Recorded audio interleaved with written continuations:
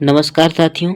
उत्तर प्रदेश अधीनस्थ सेवा चयन आयोग लखनऊ के द्वारा लेखपाल मुख्य परीक्षा के लिए विज्ञापन प्रकाशित हो गया है। विज्ञापन प्रकाशन की जो डेट दी गई है वो 16 दिसंबर 2025 से स्टार्ट फॉर्म हो गया है। ऑनलाइन आवेदन या शुल्क जमा करने की जो तिथि है वो 29/12/2025 से शुरू होगी। वहीं अगर फॉर्म की लास्ट डेट की बात करें तो 28 जनवरी 2026 रखी गई है। तो इन डेट को आपको ध्यान रखना है कि नोटिफिकेशन की डेट जो है वो 16 दिसंबर आप नोटिफिकेशन चेक कर पाएंगे। आपको ऑनलाइन आवेदन जो होगा वो 29 दिसंबर से होगा और लास्ट डेट आपकी 28 जनवरी 2026 रहने वाली है। इसके बाद इसमें हम लोग बात करते हैं लेखपाल मुख्य परीक्षा में कौन कौन अभ्यर्थी पात्र होंगे। तो लेखपाल मुख्य परीक्षा के लिए वही अभ्यर्थी ऑनलाइन आवेदन कर सकते हैं जो विज्ञापित पद हेतु वांछित अनिवार्य अर्हता धारित करते हों। इसका मतलब कि इसमें जो क्वालिफिकेशन मांगी गई है, अगर कैंडिडेट के पास वो अर्हता है तभी वो इस लेखपाल भर्ती में ऑनलाइन आवेदन कर पाएंगे। वो क्या क्या क्वालिफिकेशन चाहिए होंगी, तो सबसे पहले इन्होंने बोला हुआ है कि प्रारंभिक अर्हता परीक्षा 2025 मतलब ऐसे स्टूडेंट जिन्होंने पेट 2025 में फॉर्म फिल किया था, एग्ज़ाम दिया था और जिनका स्कोर कार्ड आया है वो इस फॉर्म को भरने के लिए एलिजिबल होंगे।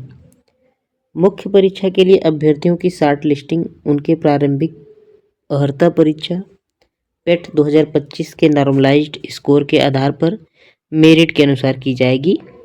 इसका मतलब कि जो आपने पेट एग्ज़ाम दिया है अभी तो आपका फॉर्म फिल हो जाएगा, फिर इसके बाद मेरिट बनेगी। मेरिट के आधार पर ही आपका डिसाइड होगा कि आप लेखपाल भर्ती के लिए पार्टिसिपेट कर पाएंगे या नहीं कर पाएंगे। फिलहाल अभी बोला गया है कि प्रारंभिक अर्हता परीक्षा 2025 में वास्तविक स्कोर या नॉर्मलाइज स्कोर में 0 या उससे कम नकारात्मक अंक प्राप्त करने वाले अभ्यर्थियों को मुख्य परीक्षा के लिए शॉर्टलिस्ट नहीं किया जाएगा। तो इसको आपको ध्यान रखना है। ऑनलाइन आवेदन करने वाले अभ्यर्थियों के लिए आवश्यक सूचना क्या है। इस विज्ञापन के अंतर्गत ऑनलाइन आवेदन करने के लिए OAS सिस्टम लागू है, यानी ऑनलाइन एप्लीकेशन सिस्टम लागू है। अन्य किसी माध्यम से आवेदन स्वीकार नहीं किया जाएगा, मतलब कि आपको ऑनलाइन ही करना है, ऑफलाइन फॉर्म फिलअप नहीं किया जाएगा। ये आपकी लिंक है upsssc.gov.in, यहाँ से आप ऑनलाइन आवेदन कर सकते हैं। बाकी शैक्षिक अर्हता की बात करें तो अभ्यर्थी को आवेदन की अंतिम तिथि 28 जनवरी 2026 तक सभी आवश्यक अनिवार्य अर्हता और शैक्षिक योग्यता या जितने भी प्रमाण पत्र हैं वो आपके 28 जनवरी 2026 के पहले के होने चाहिए। ये सारी चीज़ें इसमें दी गई हैं। इसी तरह से EWS श्रेणी के लिए बोला गया है उन आवेदकों से अपेक्षित है कि वह आवेदन करने से पूर्व दिनांक 1 अप्रैल 2025 से 28 जनवरी 2026 यानी अंतिम तिथि के बीच का निर्गत जो EWS प्रमाण पत्र है वो उसे अपना सुनिश्चित कर लें कि इसके के इस दोनों के डेट के बीच का होना चाहिए। आगे इसमें दिया ऑनलाइन कैसे होगा। इसमें लॉगिन करने के बाद आपको प्रारंभिक अर्हता परीक्षा यानी जो पेट में आपने जो एंट्री की है, जैसे नाम, पिता का नाम, माता का नाम और जो भी सारी चीज़ें हैं वो आपको खुद ही दिखने लगेंगी। फिर इसके बाद आपको एंटर वेरिफिकेशन कोड दिखेगा, फिर वहाँ पे आपका ऑनलाइन एप्लीकेशन फॉर्म खुल के आ जाएगा। इसके बाद आपको फ़ोटो और हस्ताक्षर को अपलोड करना है। व्यू करने के बाद उसमें कंटिन्यू बटन को क्लिक करते ही आप नेक्स्ट पेज पे चले जाएंगे। अन्य विवरण है ये आपको देख लेना है। डिक्लेरेशन है नेक्स्ट, इसके बाद फीस सबमिट करके आपका फॉर्म फिल हो जाएगा। आगे हम लोग देखते हैं इसमें आवेदन शुल्क कितना लग रहा है। तो अनारक्षित श्रेणी यानी जनरल कैटेगरी का जो फीस है वो 25 रुपये है। OBC की फ़ीस 25 है, यानी सभी हर कैटेगरी की जो फीस है वो 25 रुपये रखी गई है। मुख्य परीक्षा के लिए परीक्षा शुल्क का भुगतान केवल मुख्य परीक्षा हेतु शॉर्टलिस्ट किए गए अभ्यर्थियों के द्वारा अलग से किया जाना होगा। मतलब कि जब आपका मेरिट आ जाएगा उसके बाद जितने भी कैंडिडेट शॉर्ट लिस्ट होंगे उनका लेखपाल के लिए अलग से फिर पेमेंट कराया जाएगा। परीक्षा हेतु निर्धारित परीक्षा शुल्क का भुगतान मुख्य परीक्षा का प्रवेश पत्र डाउनलोड करने से पूर्व किया जाएगा और वो आपका फीस जो सबमिट होगा लेखपाल का वो आपका एग्ज़ाम से पहले ही ले लिया जाएगा। अभी ये आपका नॉर्मल 25 रुपये जो लग रहा है वो ये इस फॉर्म को फिल करने के लिए है। इसके बाद जब मेरिट बनेगी तब उसमें जिसका नाम रहेगा फिर उसको एक बार फिर से फीस सबमिट करनी पड़ेगी जो भी डिसाइड किया जाएगा। फॉर्म का प्रिंट आउट आप ज़रूर रख लें। आवेदन पत्र में संशोधन के लिए बोला हुआ है इसमें, तो अभ्यर्थी का आवेदन अंतिम रूप से सबमिट होने के बाद ही वे अपने आवेदन पत्र में संशोधन कर सकते हैं। ये सारी चीज़ें दी हुई हैं और इसमें अभ्यर्थी द्वारा अपने आवेदन पत्र में निम्नलिखित विवरणों को ही संशोधित किया जा सकता है।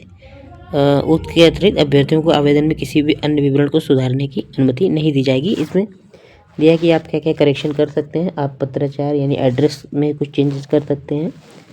अन्य विवरण जैसे EWS क्षैतिज आरक्षण की श्रेणी इन सब में कर सकते हैं। आवेदन में अनिवार्य अधिमानी अर्हता संबंधी दर्ज किया गया विवरण या वैवाहिक परिस्थिति में आप चेंजेस कर पाएंगे।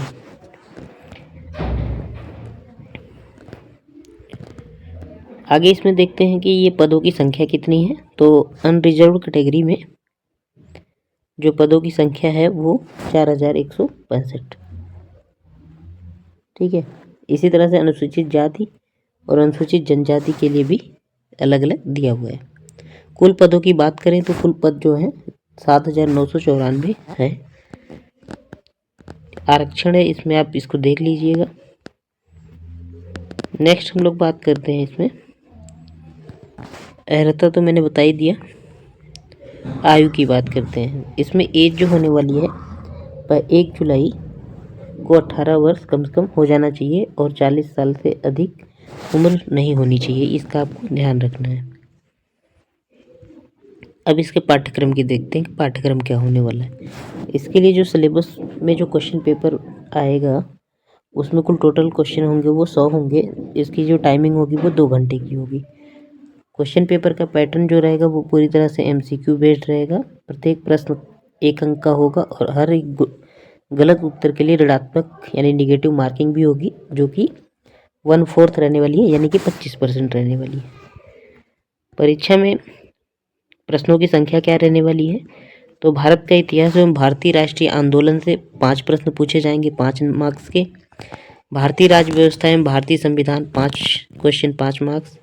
भारत एवं विश्व का भूगोल 5 क्वेश्चन 5 मार्क्स। भारतीय अर्थव्यवस्था एवं सामाजिक विकास 5 क्वेश्चन 5 मार्क्स। ये आपको इस तरह से देख लेना है। ये सारी चीज़ें इसमें आने वाली हैं। ठीक है। इसके बाद है इसमें ग्राम्य समाज, ये भी 5 क्वेश्चन 5 मार्क्स। विज्ञान प्रौद्योगिकी, पर्यावरण पारिस्थितिकी एवं आपदा प्रबंधन, डाटा इंटरप्रिटेशन 10 क्वेश्चन 10 मार्क्स। पर्यावरण पारिस्थितिकी एवं आपदा प्रबंधन भी 10 क्वेश्चन 10 मार्क्स के आएंगे। सामान्य हिंदी की बात करें तो 10 क्वेश्चन 10 मार्क्स। भाग 2 में कंप्यूटर आएगा जिसमें 15 क्वेश्चन 15 मार्क्स के रहेंगे और उत्तर प्रदेश यानी यूपी स्पेशल जो होगा वो 20 क्वेश्चन आएगा और 20 मार्क्स के रहेंगे। टोटल प्रश्नों की संख्या 100 रहेगी और टोटल जो अंक रहेंगे वो भी 100 रहेंगे। तो इसको आपको ध्यान रखना है। ये विस्तृत पाठ्यक्रम है, इसको आप चेक कर लीजिएगा। तो ये रहा आपका पूरा सिलेबस और डिटेल कैसे कब फॉर्म फिल हो रहा है। तो मिलते हैं नेक्स्ट वीडियो में, तब तक के लिए धन्यवाद।